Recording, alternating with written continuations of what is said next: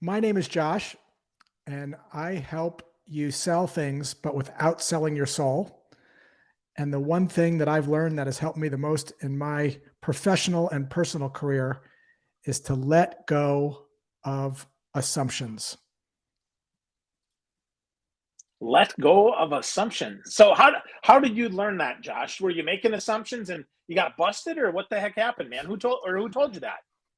So I'll tell you a great story that will solidify this. It's the story of Matt and Mandy. They are both working in a condo association that rents out apartments. So they're working in the leasing office, both doing the same job. But Mandy is doing so much better than Matt. Here's why I think. I don't know, you tell me. Prospect calls and Matt picks up the phone. And the prospect says, I've been interested in your condo, but I want to know if they have a pool. And Matt gets super excited. He says, not only do we have a pool, we got the best pool in all of Boca Raton, Florida. It was just diamond brighted. It's got a diving board. And to top it all off, it's got a 25-meter lap pool. The prospect pauses for a second and says, that's too bad. I have a 2-year-old and don't want them anywhere near a pool. And she hangs up the phone. She calls the competitive condo association, asks the same question, but this time Mandy picks up. She says, do you have a pool? And Mandy says, it sounds like a pool is important to you. And the prospect says, well, actually, it isn't. I have a 2-year-old and don't want them anywhere near a pool. And Mandy says, I have a 2-year-old too. I have the same concern, which is why we live here, because the pool is covered up when it's not in use. And it needs a fob to get in, and there's a lifeguard on duty 24/7. If you'd like, I can show it to you. And she says, sure, I'll be right over. This is why assuming is deadly in sales. Wow. Wow. That's so interesting, Josh. I slowing that down, right? If we back that up and bust that apart, even more than assuming, it's just being a little more curious, right? It's like, well, okay, so tell me more, right? Give me some more information here before I give you a yes or a no answer, right? That is a spot on observation. When you are assuming, it's the opposite of being curious. And it turns out that when you assume, you go into this mode where you're talking people into things. And it turns out that whenever you talk someone into something, they enter what I call the zone of resistance. The zone of resistance is a reflex reaction to being talked into stuff.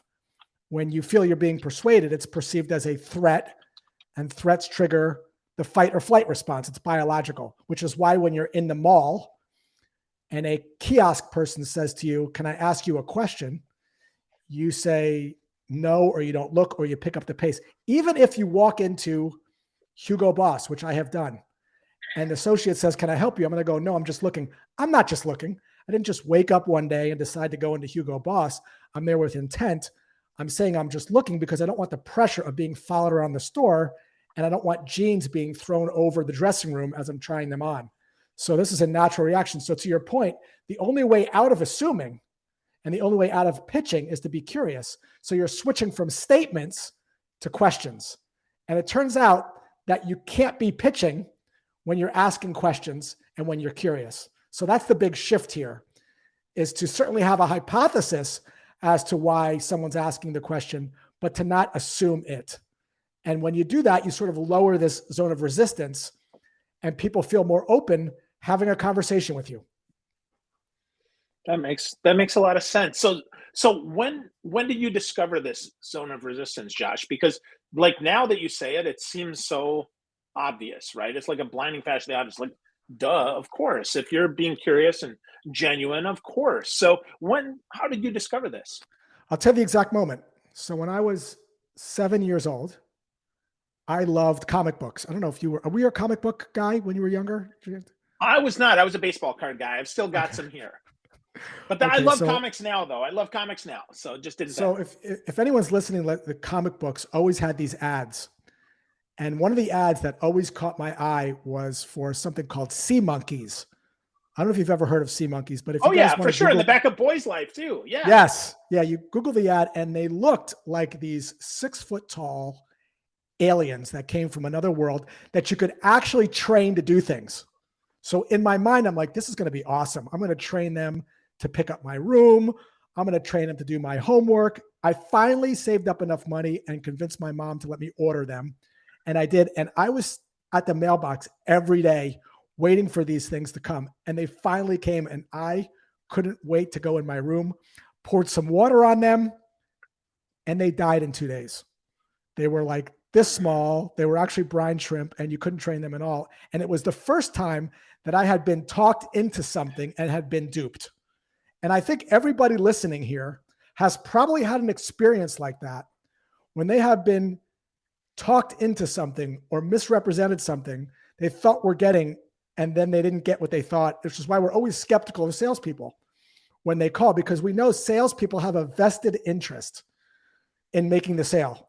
They have what I call commission breath.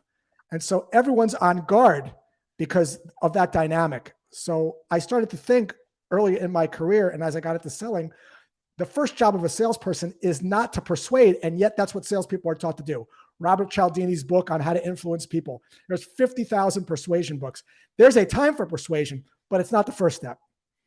The first step is you got to lower the zone of resistance so that people are just open to telling you a little bit about their situation so that you can understand if they want to talk to you further or not.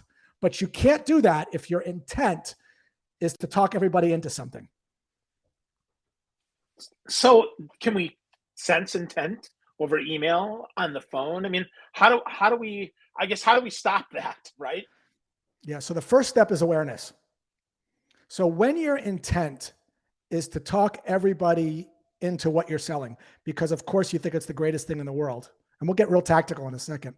When that's your intent going in, I sell this thing and everybody needs it, and my job is to book a meeting with everyone. When that's your intent, what ends up happening is that you say things that come across as pushy because it's biological. What you think affects what you say. Your thoughts affect what you say. So if your intent is, I got to book a meeting with everyone, you don't take no for an answer, your tonality sounds amped up, and you push.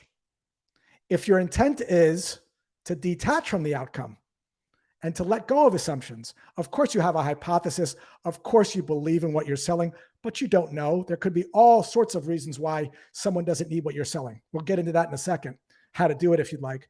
But when your intent is, I don't know, and I'm not going to have expectations, it changes everything. Because now you behave in different ways and you get different results because your thoughts affect what you say. So everything that I teach starts with this mindset shift of detaching from the outcome and letting go of assumptions. You're switching from selling to sorting. You're switching from being assumptive to being curious. And it changes your talk track. It changes how you sound. And it certainly changes how prospects react to the call. Wow. Selling to sorting and assumptive to curious. Those are big shifts, man. Those are big shifts. So let's get tactical. Let's talk about how we do that. You're the master at this, Josh. I enjoy your LinkedIn posts and everything that you do. So talk to us, man. Let's get us going here down the track so we can start sorting instead of selling and start being curious instead of assumptive. Yeah, so we'll go down this path, but I do want to do one disclaimer here.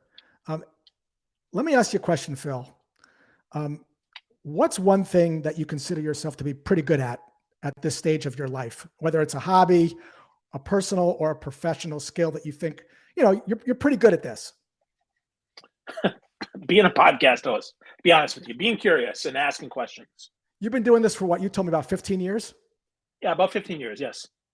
When you first started doing it, were you good? Like when you first... No. Okay. No, of course not. How did you get better? Practice, get some time in the saddle. Yeah, you can't get good at something that you haven't been taught and that you haven't practiced. So I'm going to go through some ideas here with you that are going to teach you some things, but it's the doing that's going to start to burn this in. Consuming information is fun. It's interesting to hear Phil and I talk about this stuff, but the consuming isn't going to really change the behavior. It's getting the reps in like Phil's been doing for 15 years. I'm sure every podcast he learns a little bit more. And I don't know Phil that well, but I'm sure he reads up on how to be a better podcast host. In fact, you get good at things even if you're practicing them the wrong way. I take guitar lessons, and I'm learning that although I've been practicing wrong and burning in the muscle wrong. Practice doesn't make perfect. Practice makes permanent. So you have to know what good is, and then you have to practice good. So with that as a backdrop, let's just go into a couple scenarios that are actual real world scenarios of what this looks like in the wild. Several years ago, I'm in the mall with my wife, and I did not need anything. I was keeping her company because we were going to get dinner afterwards. To kill some time, I just walked into a Fit to Run store. If the sales associate, Phil, said to me, "What brings you in today?" What do you think I would have said? Absolutely nothing. Right. If she said, "Can I help you?" Phil, what would I have said? Nope. I'm good. Zone of resistance. She didn't say any of those things. She looked down at my sneakers, and she looked at my hat, and she said, "Are you a runner?" And I said, "I am." She goes, "Training for any races?" And I go, "I'm actually training for my first marathon." And she said, "Have you ever had a running gait test?" And I said, "What is that?" And moments later, I'm in the store on a treadmill. I have video of this if you want to see it. She freezes the frame. She zooms in on my ankles, and she says, "Do you notice how your ankles are overpronating when you run?" And I said, "So?" She goes, "The problem is if you run in sneakers that are not made for pronated feet, you can get shin splints and knee issues when you run, which can sideline you for the race. If you'd like, I could take a look at your sneakers to see if they're made for pronated feet." And about 6 minutes later, I'm spending $170 fucking dollars on new sneakers and insoles. Now, notice what she didn't do. She didn't talk to me about her new sneakers. She shined a light subtly, I call it poking the bear, on a terrible, no good, very bad thing would happen if I keep running in my sneakers. Your prospects, no matter what you sell, have sneakers today. It's not like they're doing nothing. They're getting from point A to point B. They're running the race. They're making progress. In order for you to get anyone's attention, the superpower is to be a problem finder, not a problem asker. You have to subtly, with questions and finesse and tonality, ask questions that get people to scratch their head and think, I'm not sure. Wow.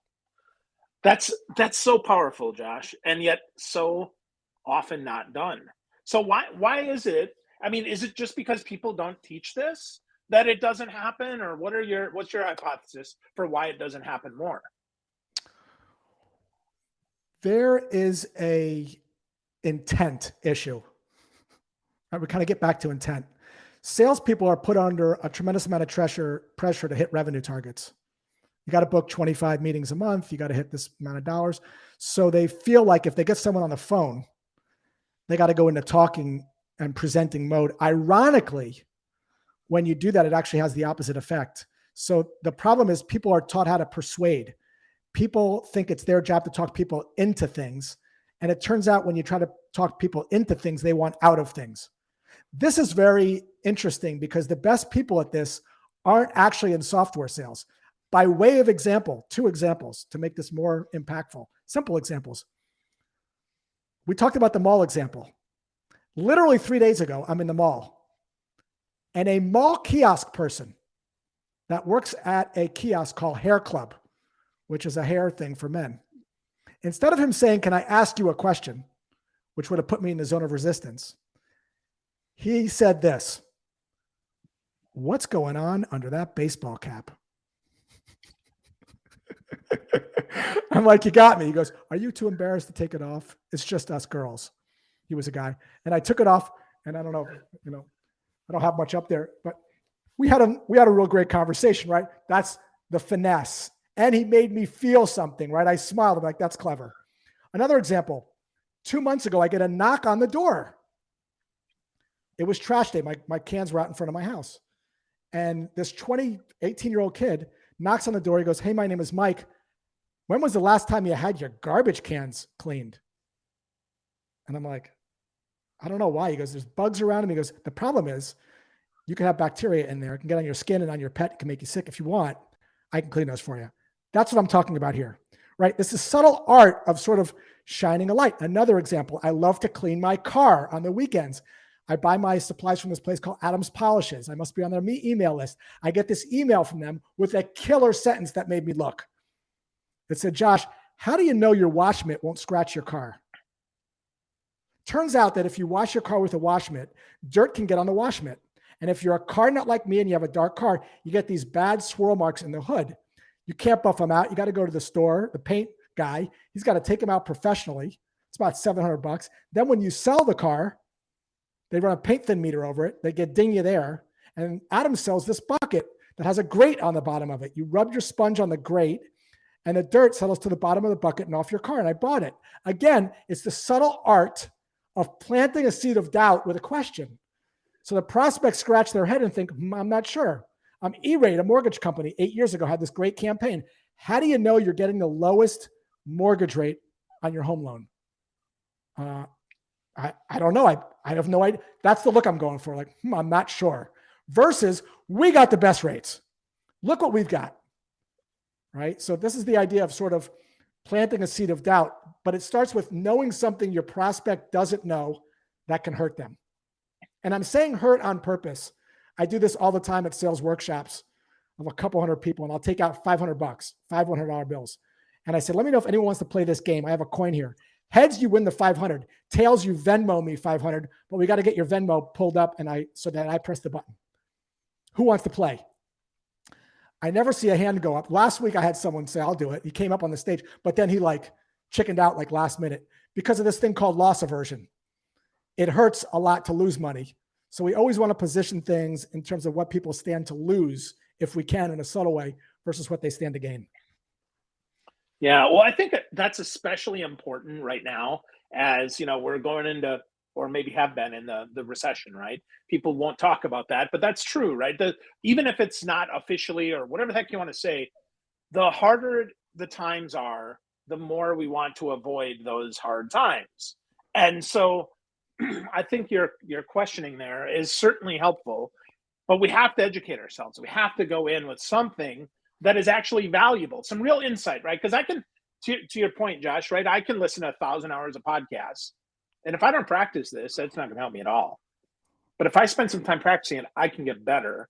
And I think with that, right, one of the things you've said on LinkedIn and other podcasts that I've listened to you is you have said you don't need hacks to get better, which sadly, that's often all we can talk about on a podcast, right? That's all we have time for. It's not like we're going to spend the rest of our lives together, right? I mean, you're married. Let's not talk about that, right? But I mean, right, you don't need hacks to get better. You need patience. So how do we get more patient, Josh? Because right now is when I want my commission check, not tomorrow. Yeah, so this has been a lifelong journey for me. I'll talk about a few things that maybe I haven't spoken about publicly before, but I feel like I'll speak to them on this podcast because some of them are a little out there. But one of the first things is mindfulness. I know it's a woo-woo term. Sam Harris has an app called Waking Up, where it teaches you how to quiet your mind a little bit, how to be comfortable knowing that thoughts are always going to come into your head and you're not going to be able to control them. The simple act of training yourself to be aware of your thoughts and knowing that they come and go and that you're not them actually starts to slow you down a little bit. You start to not react so quickly when someone says something on the phone that might make you defensive. So we're using your competitor. If I reacted, I should tell you why they're better, right? So it slows you down, this practice of meditation and mindfulness. And Sam Harris, if I had to pick one person, it's not a meditation app. It's a way to educate you on how your mind works so you can get more in tune with just slowing yourself down a little bit. So it's a practice. You do it every day for 15 minutes. I think he has like a 30 or 40-day program, but he's been working on this, I don't know, for 25 years. And so he knows when he gets into these zones where he's starting to feel anxious or that he has to hit revenue targets, which again are thoughts. They're not like anything quote unquote real. Thoughts come and go all the time. Like if people's thoughts were broadcast over a megaphone, people would think everyone's crazy. Like they're nonstop. You don't control them, but you can control how you react. So this idea of observing them. And so meditation and mindfulness, I do transcendental meditation every day, twice a day. in an effort to kind of calm my mind down. And then I've recently been experimenting with something very controversial, which is psychedelics. The use of MDMA and psilocybin, commonly found in magic mushrooms, to sort of understand how the ego works and to dissolve the ego can also help you make this sort of mindset shift so you don't feel as anxious that you have to do things. Ironically, when you make these shifts, people are more comfortable talking to you because they don't feel the pressure. Your personal relationships are also better because you're able to see things and feel things from other people's point of view, other than your point of view. So those two things have been helping me, but I'm still on this journey. It's not how I'm wired.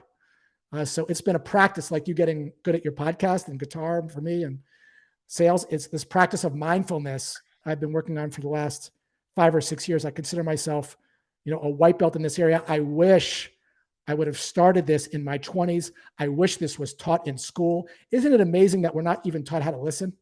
Like really? Like we're said listen, but we're not taught how to do it really. And so these practices all kind of tie together. And I think it's core to being not just better in sales, but being just a better person in general. Yeah, that's super interesting, right? The less aggressive we are, the more people want to come close to us. And I think there's a big difference there between being assertive and being aggressive, right? Aggressive is almost on top of you, whereas assertive is just, I'm just going to be direct. I'm going to ask you a question. But quieting the mind is something, I've worked on for a long time. I'm still not great at it either, Josh. I mean, that's not how I'm wired either, man. I'm super high strung. And so I have to focus on that and make that a practice. It's intentional.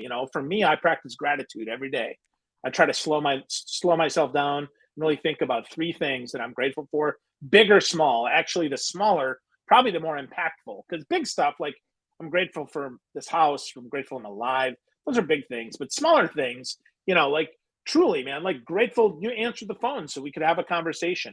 It's a little thing, right? But I wanted to talk to you. You answered the phone. That's the start of, okay, let's have a chat, right? So I think that's any of those things can absolutely help. And they help us get more empathetic, which I think is a skill that a lot of salespeople don't have. I think a lot of times they're either they elevate themselves up and they think they're better, or they subserve themselves and they come in below, right? Like some subservient chicken, if you remember the old Burger King commercials, right? The subservient chicken from Burger King. So empathy, Josh, what's your thoughts on empathy? And because I've read some of your thoughts, but I'd love to hear you talk about them here so we can have a little more dialogue. Well, we can see how this plays out, right, in the sales scenario. We'll give a couple examples to sort of tie this together when you're able to sort of quiet your mind a little bit and you're able to view things from another person's perspective, right? So I'll give you a couple of examples. I do these sales role plays with salespeople all the time. And one of the setups that I do is prospect picks up, salesperson gives their 5-second opening line, and the prospect says, I can't talk right now. I'm going to the hospital. And almost 100% of the time, the salesperson's response is, can I take 37 seconds to tell you why I'm calling? Or when can I call you back, right? That's just 9 times out of 10. Now, for some reason, I don't know why this is, women are a little bit better at this than the men are. But once you start to practice mindfulness and detachment and letting go, what you end up saying is, oh my gosh, is everything okay? Another example, I can't talk right now. I'm at my kid's soccer game. If you're attached, you're going to say, can I steal 37 seconds? Because the prospect is at a soccer game. The salesperson thinks that's an objection. That's not an objection. That's what's called the truth. And when you treat a truth like an objection, you piss people off, right? The right answer is, how are they doing?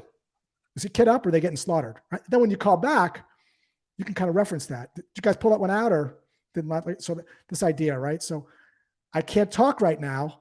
I'm on a boat. A person that's detached would say, how'd you get to be on a boat Tuesday at 3:00 in the afternoon? I want to be on a boat, right? I've seen these calls. This guy, Justin Michael, uses that one.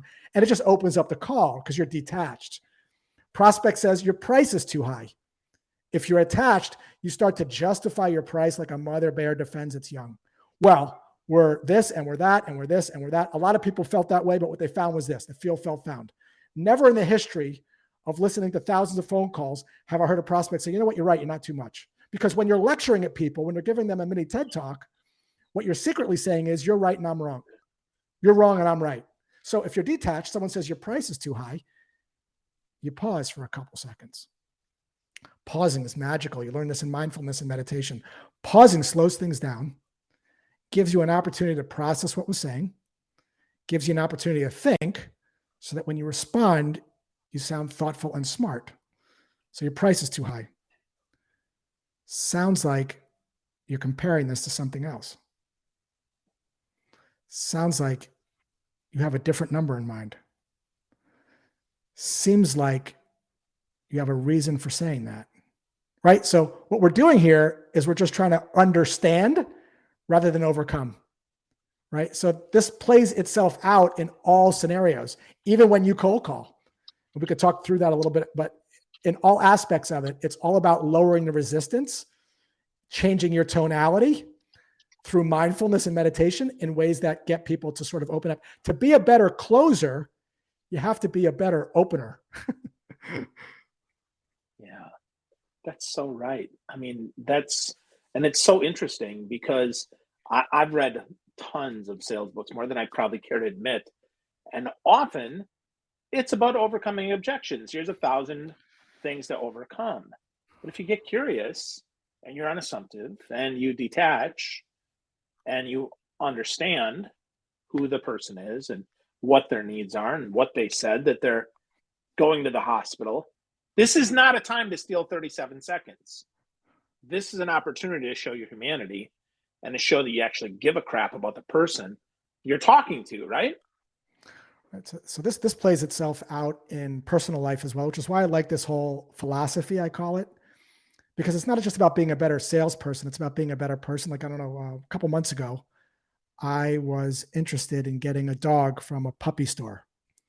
And I was talking to my friend about this. I said, hey, I'm thinking about getting this dog from a puppy store. And he said to me, are you out of your effing mind? You should adopt a dog. Millions of dogs are euthanized every year because they're not adopted. Now, if you weren't trained in this, you would defend your position. And that's not going to go very well, because when you bark at someone, they bark back even louder. When you give people a mini TED talk, they dig their heels in even deeper. Tell a teenager, don't smoke, they smoke even more. People just don't like being told what to do. But because I'm trained in this, I was able to pause for a second. And this is exactly what I said. Thanks for bringing this up. It's an important point. If more people did what you're suggesting, far fewer dogs would be euthanized every year. And the other person goes, that's right. And they went on and on and on and on. And then I said this, in addition, I read somewhere that most puppy stores get their dogs from puppy mills. What I'm doing here is I'm actually making their case even stronger. And in doing so, I'm creating this bond, which is like, wow, you totally get me. And so that when I share the challenge that I have, after listening for 6 or 7 minutes, they're going to be much more open. So I would say something like this. The challenge that I have is that I only need, I'm looking for a hypoallergenic dog.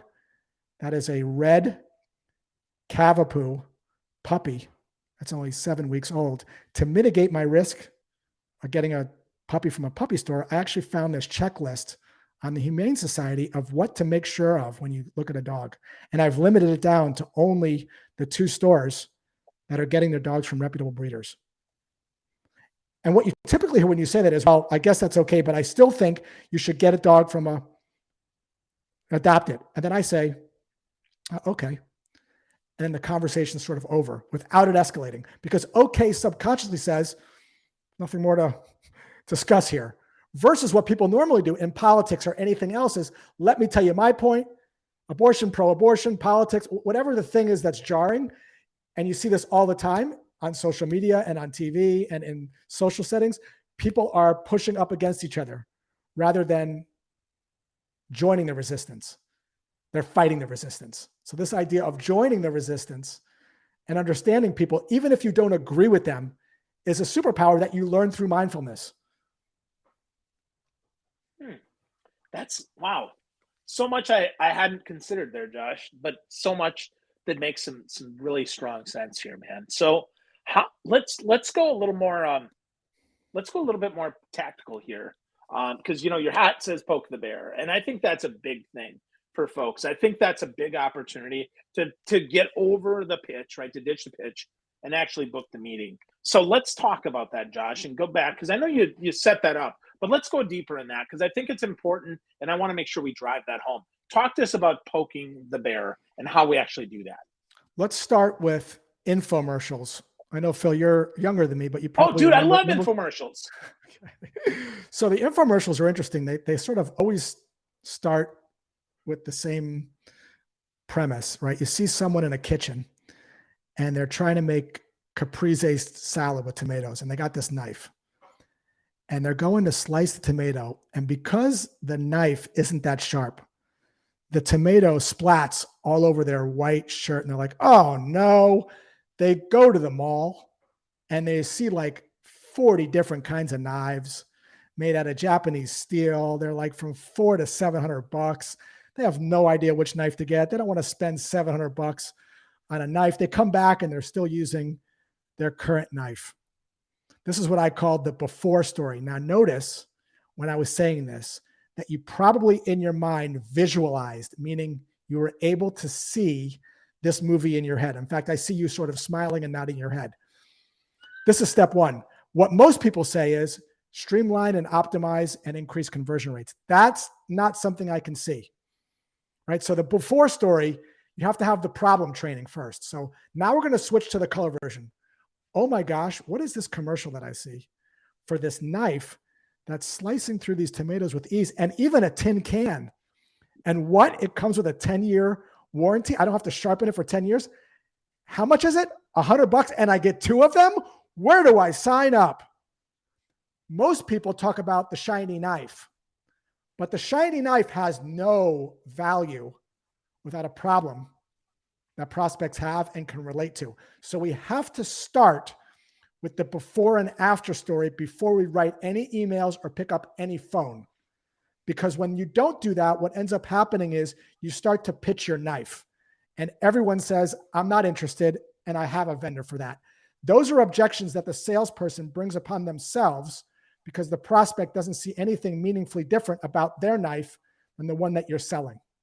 So we have to do that work. And we can certainly go through some scenarios. I'll give you an example of a cold call, right? So the before story. Imagine for a second, I am talking to a bunch of salespeople that make cold calls, and I've done this. I look at the people in the front row that are making cold calls, and this is exactly what I say to them. Do you know how frustrating it is when you make 50 phone calls, and if you're lucky, only 1 or 2 people pick up the phone, even if you have direct dials? You get a lot of bad numbers, you get gatekeepers, you're getting voicemails. Now, as I'm saying this, the salespeople are doing just what you're doing, Phil, and I don't even know if you recognize it. They're going like this. They're nodding their head. And I've done this hundreds of times, and it's the same reaction every time, because what's happening is, as Robert Collier said, who's a famous copywriter, you're joining the conversation already happening in the prospect's head. You're getting what I call the head nod. You're like, yeah. And what's interesting when you do that is the brain naturally goes to, what the fuck do you have? Like, release the tension, right? So that's the black and white version. So what do you have? With phone ready leads, you make 50 calls and have 8 to 10 conversations instead of 1 or 2 so that you can book more meetings. Well, how do you do that? I know I'm calling you out of the blue. How do you look on Thursday? Right? So the idea here is we got to start with that exercise. From there, we can develop a cold call track, talk track. But where people jump to is, how do I do my 30-second elevator pitch? You don't. You start with a problem. So, hey, Mr. Prospect, are you the person that's involved with the outbound sales motion over there? I am. Are you guys doing cold calls, cold emails, a little bit of both? Yeah, we're doing both. Right? So finding out, is this you? How are you even making cold calls? Because if you're not making cold calls, no reason for us to talk. If you're getting only inbound leads, no reason for us to talk. So I'm going to sort of see if I'm in the right vicinity here. And then I might say, how are you currently connecting with your prospects today? Are you guys using like dialers? Are you using like a thing like a connect and sell or an orm? Like, how are you getting more connects today? How's that been going for you? Well, we're typically getting like 1 or 2 connects. Have you thought about phone ready leads? What's that? Well, with phone ready leads, you know how and then I go into the problem statement, but I'm not assuming they haven't heard of it, right? So if I'm selling like a software that helps people calculate commissions in an automated way, what's your take on automating commission payouts? Oh my God, we tried that 7 times. I want to know that. Like, here's the example. This is a Garmin 945 watch. If I walk into a running store and say, I'm looking for a Garmin 945 watch, there could be 2 scenarios. 1, I could know a lot about this already. 2, I've never bought one before. My approach as a salesperson is going to drastically change if I say I've never bought one before versus I've had 7 of these. If I have 7 of these, the salesperson is going to say, what do you want to know? Well, I want to know if the music works. Great. I'll get you some headphones. You can go take a run. Right? So it's the same thing with when you're cold calling. It's like, hey, hey, Phil, you've been podcasting. Actually, great example for you. Podcast editing. Phil, you've been doing podcasts for 15 years. You've got these amazing guests on like Seth Godin and this guy, Josh Braun, was brilliant, unbelievable interview. What's your take on Descript for editing podcasts? It's a good tool. It works for a lot of people. Does a lot of good stuff. Makes things very easy. And if you get the pro plan, you can even overdub. And if you say stupid stuff, you can find those stupid words and put in your words saying them correctly. Now, notice how much you know about that. If I'm a Descript rep versus let me tell you about Descript. Yeah. Right? So you already know. Look what you just did. And then I'm going to say to you this. Sounds like you've tried it. Yeah. Have you? I have tried it. Sounds like it wasn't a fit for you. Yeah, it just got to be a little too expensive for me. Yep. Okay, so see what I did there? I didn't pitch anything. And then I might say, I'm sorry, too expensive, right? We can start to have a conversation. It sounds like you're comparing this to something else. Look what I'm not doing. I'm not pitching Descript. I'm sort of poking the bear. And I'm assuming that Phil, who's been doing podcasting for 15 years, has heard of Descript. Chances are, whatever you're selling, your prospects have heard of your category. So when you come in and you vomit Descript in them, Phil's going to be like, dude, I fucking know this already. Like, what do you think? And you're going to insult his ego, more importantly. You think I don't know about Descript? You think I haven't tried it? He's even talking about overdub, which is a feature that's kind of deep in there. Like he's far along his, what I call knowledge level. He's what I call very informed versus what's the script? Not as informed. I'm going to change my talk track. If he's not informed, I'm going to say, hey, Phil, you know how you go and you have a podcast and there's a lot of ums and ahs, or like you pronounce words wrong and you got to go in there and like Audacity or Logic, and you got to go in there and like piece the things together, and it's like a pain in the ass. Yeah. Well, with Descript, you click a button and all those ums and ahs are gone. Does that sound like something you want to see? Like, so you can see the difference there. But if you know about Descript, I'm not going to say that. Like, if you know about the Garmin watch, I'm not going to say that. So I got to gauge on a cold call, and I got to say, what's your thoughts on Phil? As 15 years of experience doing podcasts, what's your opinion about this? That's going to make you feel like, oh, of course I want to share. How my long opinion. you got, Josh? Yeah, that's right. Yeah, because people love to share their opinion. They love to share your opinion. And then if I said, sounds like it didn't work out for you, you're going to correct me. Well, actually, it was price, because people love correcting, but they don't like being corrected. That's sort of a golden rule. And so if you mislabel it, people will say, that's not it at all. Oh, no? Well, it's the price. And now it's a different sort of conversation. Yeah. Wow. That's good, man. I can see why you create a whole product around poking the bear, because that's such a big deal. So I looked at the product. How long is the product? Like if I'm, it's $97. How long is it? Is it an hour training, 3 hours a day? What is it?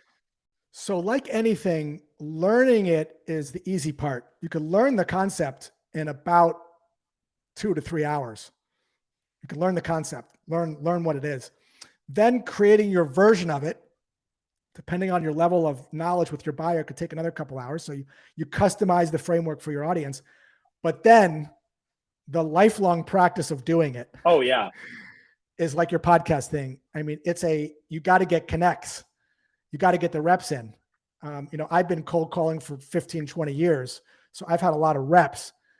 Tools like phone ready leads and similar technologies allow you to get the reps in faster, but you got to know what good is. And then you got to practice good. And if you're lucky, you have a coach that helps you point out, your tonality there. I could see why the prospect was a little defensive there, because you sounded like this. You had an uptone in your language, like you were confused and you didn't know what you were saying. And we want to kind of flatten that out. Little subtle things like that a good coach can sort of dial in. But learning the technique is easy. Applying the technique a little harder, depending on your level of sophistication with your buyer. But then like mastering the technique, I mean, you know this from doing a podcast. That's like you're just trying to get a little bit better every day. I don't know if you truly mastered it. I mean, I know I look up to Rogan. I mean, every time I listen to him, I'm like, that is his technique of how he does things is masterful. I study it. I can't do it.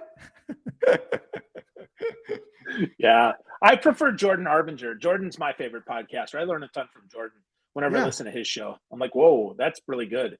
Yeah. So so cool, man. So Josh, I've got just a couple quick questions here. So first, like, what are you reading now, man? What are you putting in your head? Because you mentioned Robert Collier, you mentioned a lot of this stuff here, but I know that you can't just you didn't stop learning, right? You're still learning. So what are you learning, man? What are you putting in your head? Pretty much everything that I read right now is grounded in Stoicism, Buddhism. Sam Harris, really big into the work that he's doing. That's a really deep rabbit hole. A book called Why Is Everybody Yelling?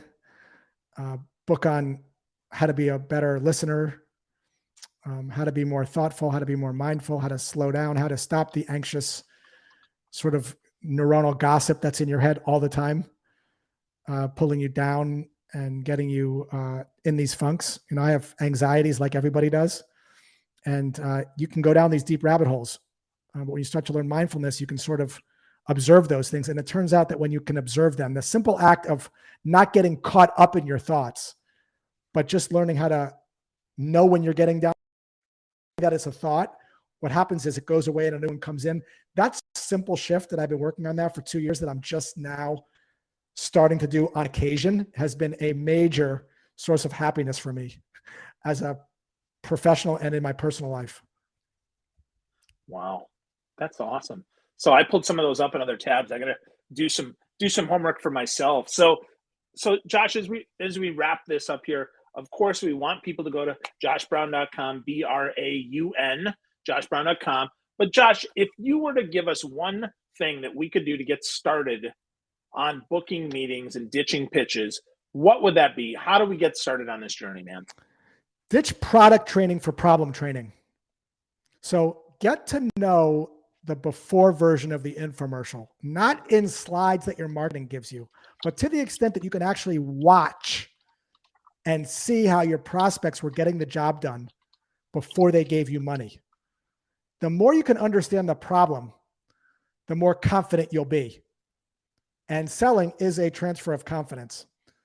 When you're fuzzy on the black and white story and you're saying words like streamline, optimize, save time, save money, when you're fuzzy and you're not in high def, so more on problem training, less on product training, because products have no value without big expensive problems. I love that. More problem training and less product training.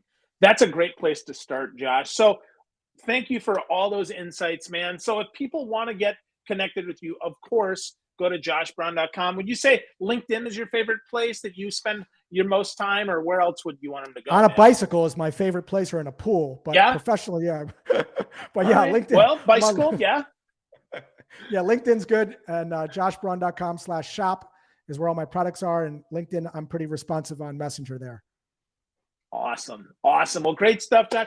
Thanks for your time, man. Thanks for sharing so much great insight. Love that final thought, man, about problem training instead of product training. Thank you, Josh. Appreciate you, man.